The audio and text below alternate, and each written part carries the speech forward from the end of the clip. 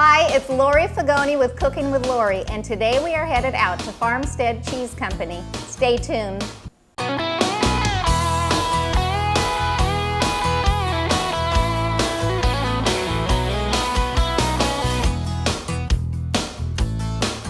Hi, it's Laurie Figone, Cookaholic, and today we are here at Reyes Farmstead Cheese Company. Follow me and we are going to learn how to make one of my absolute favorite cheeses. Let's go.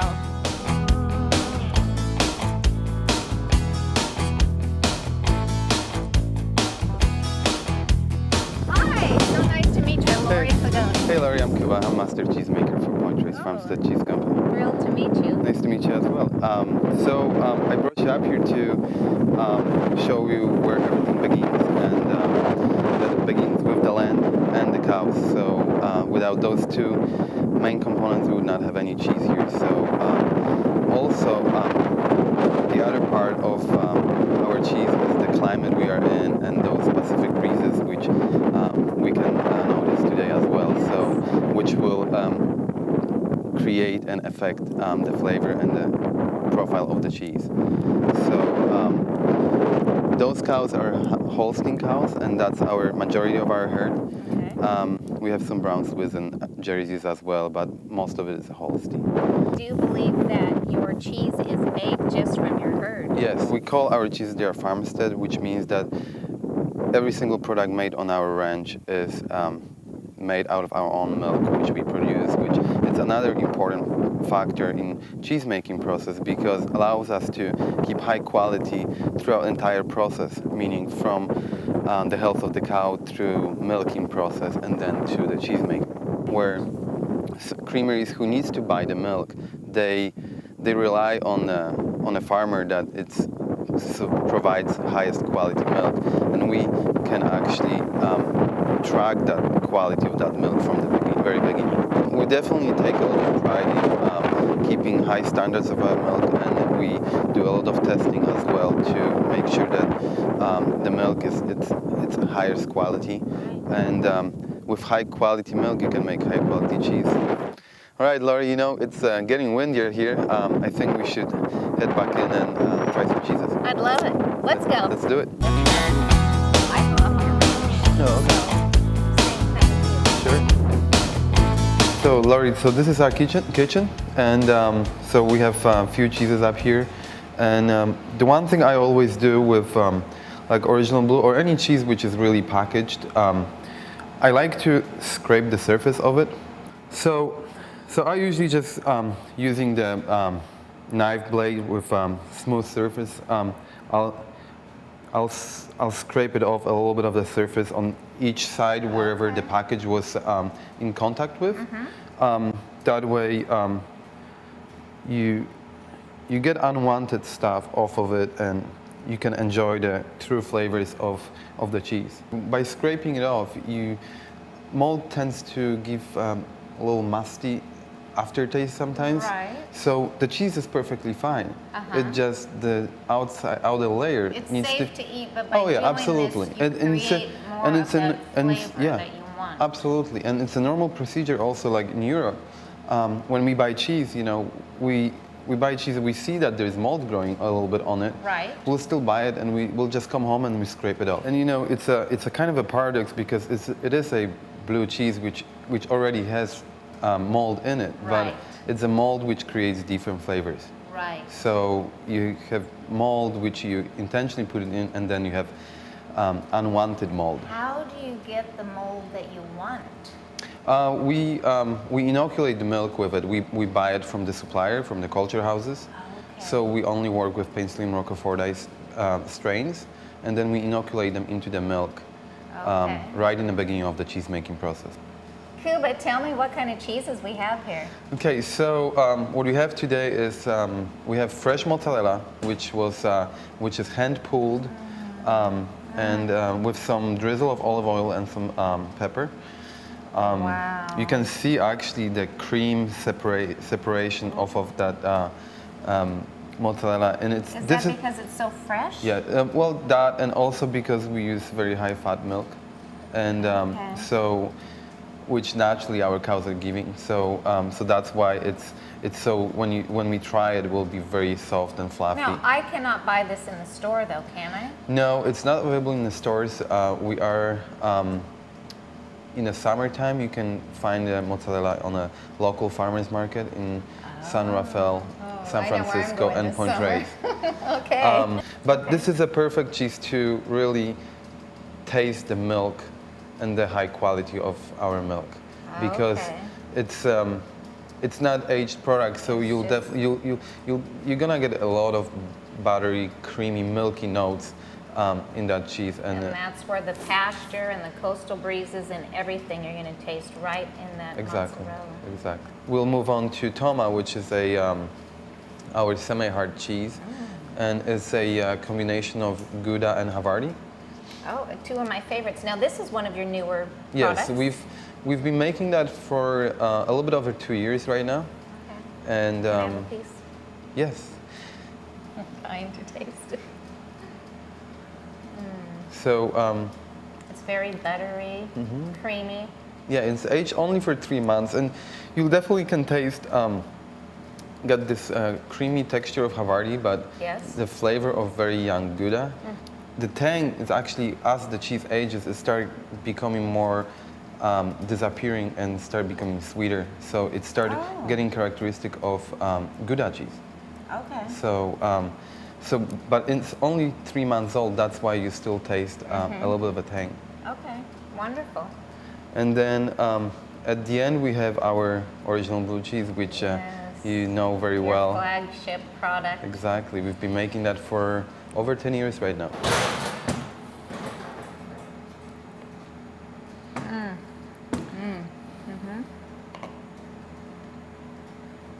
And that's the part I love, all that tangy. Yeah, I mean, original blue, it's my favorite thing about this cheese is actually its texture. When you put it in your mouth, it melts right away, and it almost gives you a butter mouthfeel. It basically melts instantly.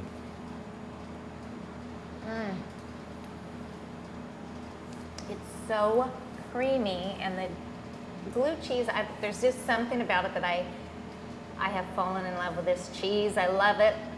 I'm going to be making some blue fig scones, actually, with your Point Reyes blue cheese. Well, I hope I get to try it. I'm going to send you some. Perfect. For sure. So I'd like to thank you so much for being on my show. Oh, you're very welcome. Thank you. It's wonderful meeting you, and I wish you the best of luck with everything. You're just headed in the right direction here. Thank you. Thank you very much, and I'll look forward to your show. I've had a fabulous day today here in West Marin, and I am taking my bag of goodies home to share with some very special guests. I had so much fun out on the farm today, but now it's time to make my fabulous blue fig scones. So let's get baking. To make my blue fig scones, you will need 2 cups of all-purpose flour,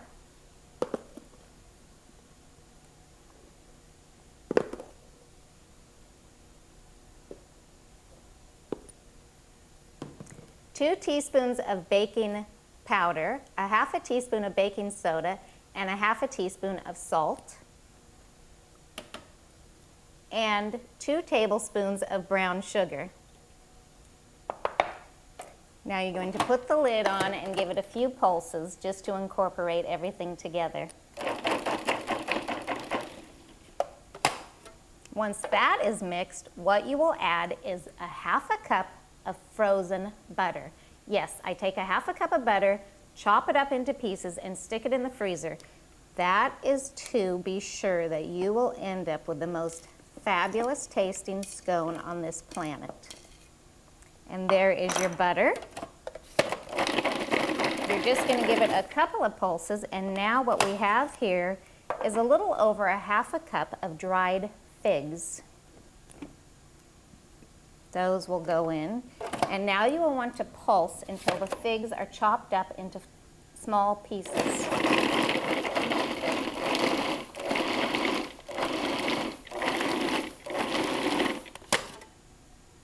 And that is perfect. What goes in here next is 2/3 cup of well-chilled buttermilk. And to the buttermilk, we are going to add 1 egg yolk. You're going to save the egg white in a separate bowl that we're going to beat and brush on the top of the scones before they go into the oven.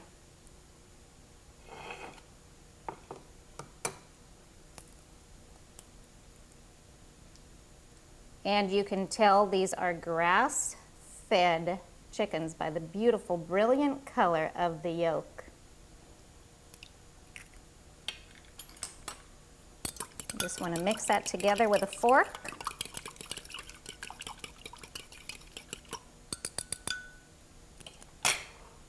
And then you are slowly going to incorporate it into your flour mixture.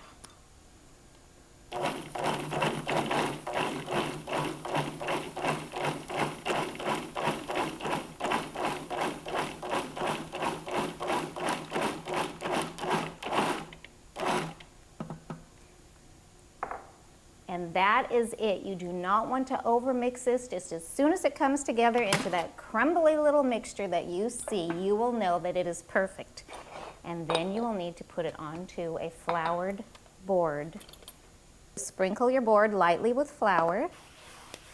Make a circle and dump your ingredients right there.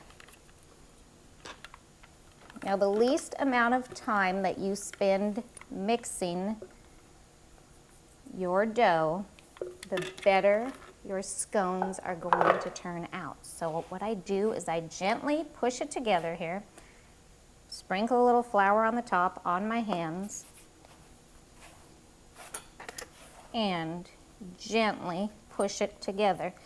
Now flatten it out, and next is going to become the ooey gooey deliciousness. I am going to crumble up some of this Point Reyes blue cheese and incorporate it into the dough. So we're just going to crumble this up here. And you will need about a 1/2 cup of cheese crumbles. I'm going to put it in this bowl and use my pastry cutter to do this. Okay. Don't work with that too much or it will just become one soft glob. But once you have it looking like this, my mouth is watering already, I'm telling you. It smells so good. Okay, put half of the cheese on here, just like so. Spread it out. And then you're going to want to flip the dough over, flatten it out again, and add the rest of your cheese.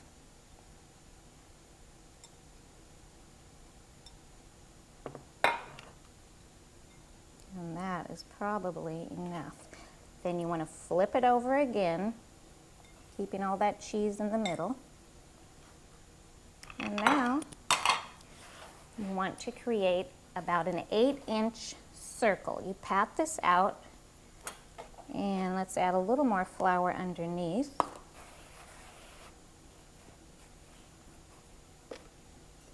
And a touch more on top. Now you want to smash it down very gently until it is about a 1/2 inch thick.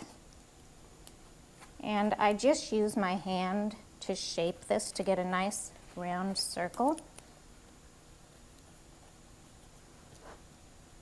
You can see all the figs in there, and that blue cheese, when it bakes, just kind of bubbles out of the edges and tastes so delicious. But figs and blue cheese and honey go so well together. Then you take a chef's knife or some nice long knife that you can use to cut your scones into wedges. And today I'm having a lunch serving 7 people. So I am going to cut it into 8 pieces today.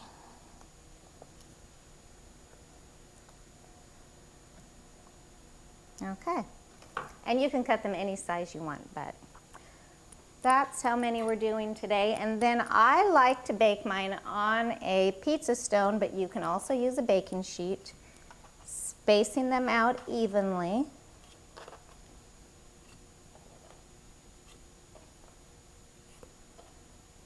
So the egg white gets lightly beaten just so it becomes kind of foamy.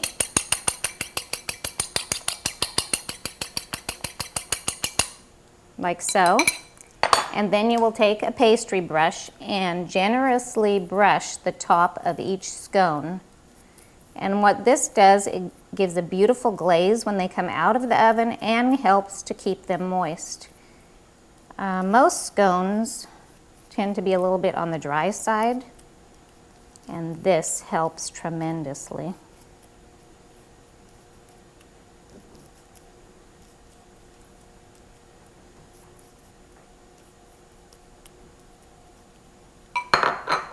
And there you have my fig blue scones.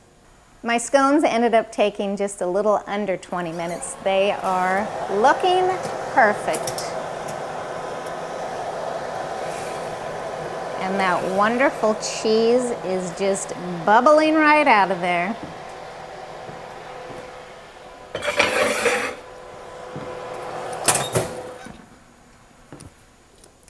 What happens next is I put a drizzle of honey on the top while they're still warm out of the oven.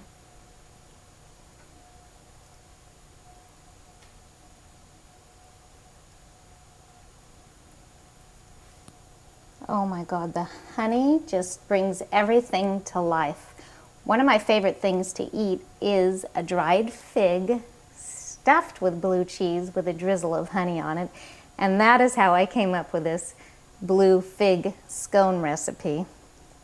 You're gonna love it. I've also made a fruit salad to go with our fabulous scones, and it has fresh pineapple, some fresh mint, and wonderful strawberries that we're growing here locally in Petaluma, and they are the sweetest little berries ever. They are also going to have some of my quiche that I whipped up.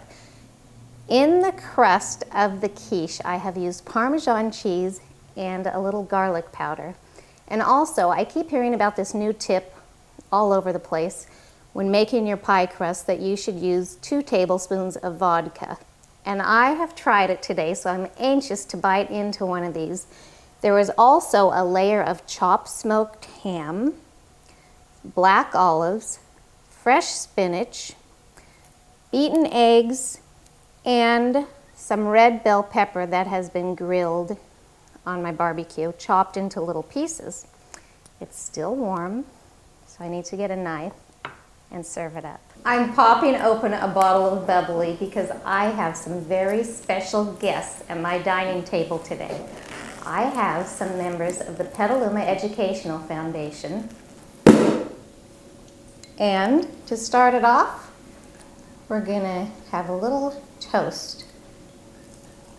Hi, Laurie. Hi. Thanks for having us. Oh, you're welcome. I'm so glad that you're here. Thank you, everybody, for joining me today here in my kitchen.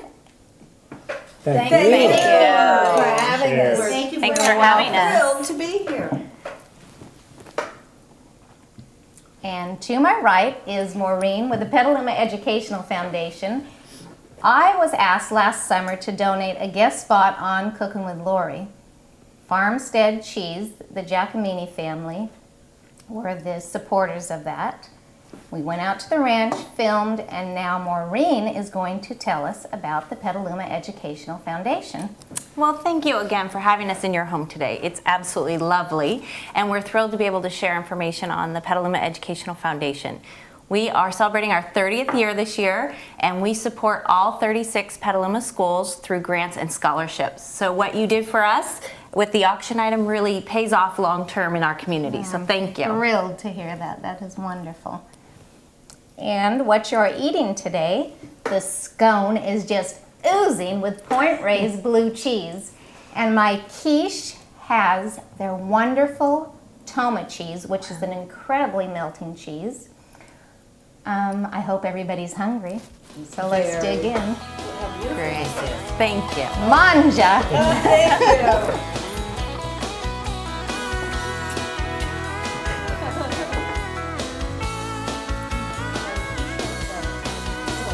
Has the toma cheese, and it also has ham, spinach, black olives, and some roasted red peppers. Wow,